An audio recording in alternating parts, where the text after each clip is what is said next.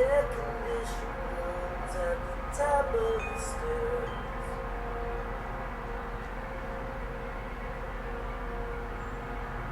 He's just been broken, his bandages wrapped too tight. Too tight, too tight, too tight. His fangs have been pulled, and I really wanna see you tonight. Tonight.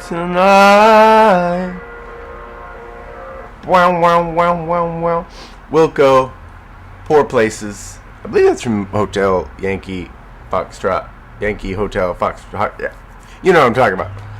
One of the best records ever. Certainly one of the best Chicago records of my life. Good stuff. And the reason Poor Places was because of today's meditation. Proverbs 19:17.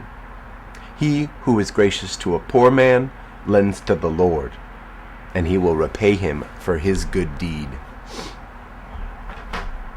Now, as with everything, nigh on everything, there are definitely at least two meanings here to be dug through, and what my mind is gravitating and rolling and jumping around on this morning.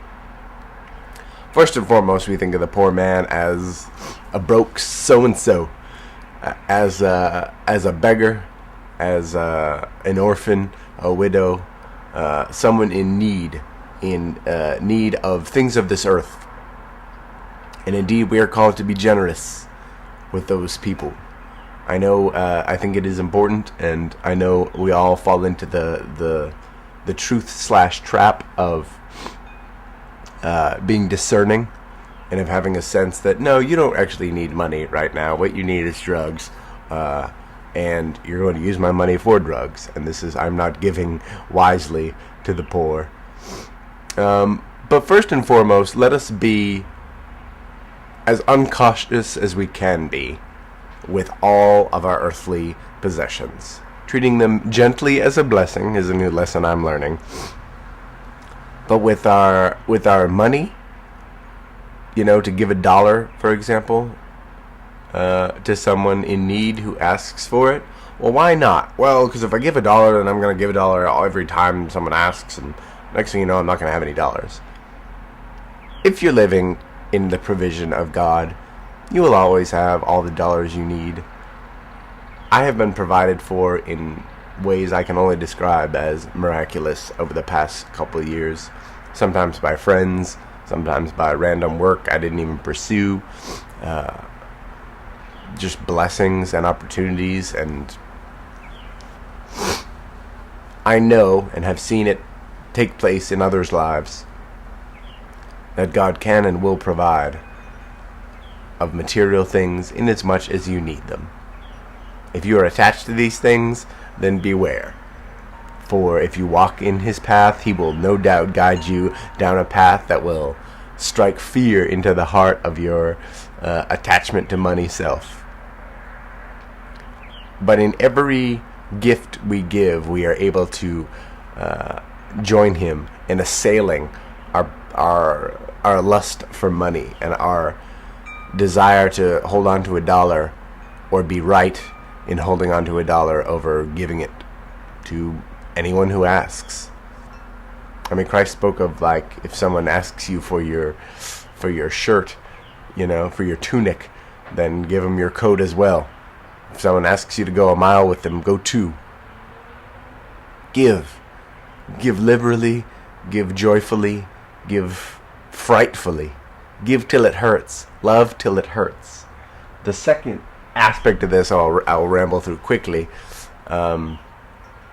is the poor man is not always the man destitute of funds.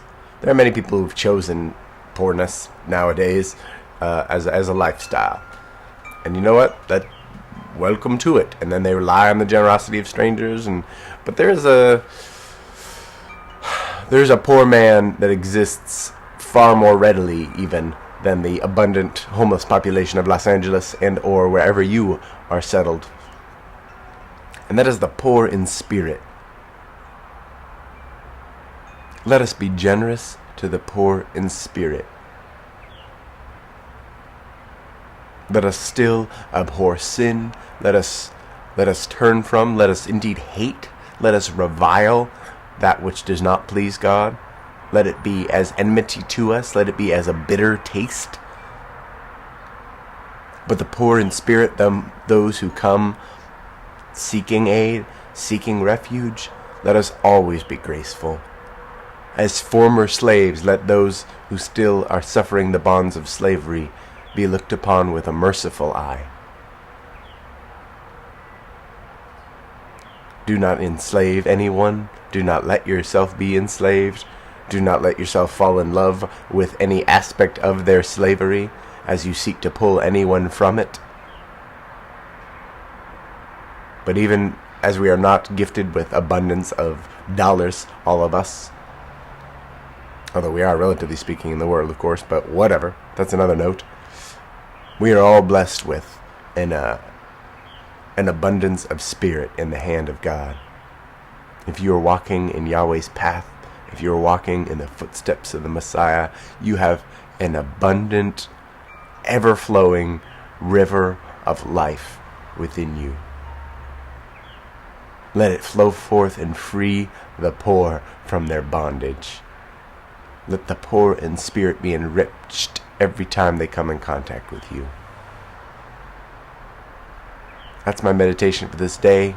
I will attempt to do my best to surrender to such a thing, and I entreat you to do the same. Let me know how it goes.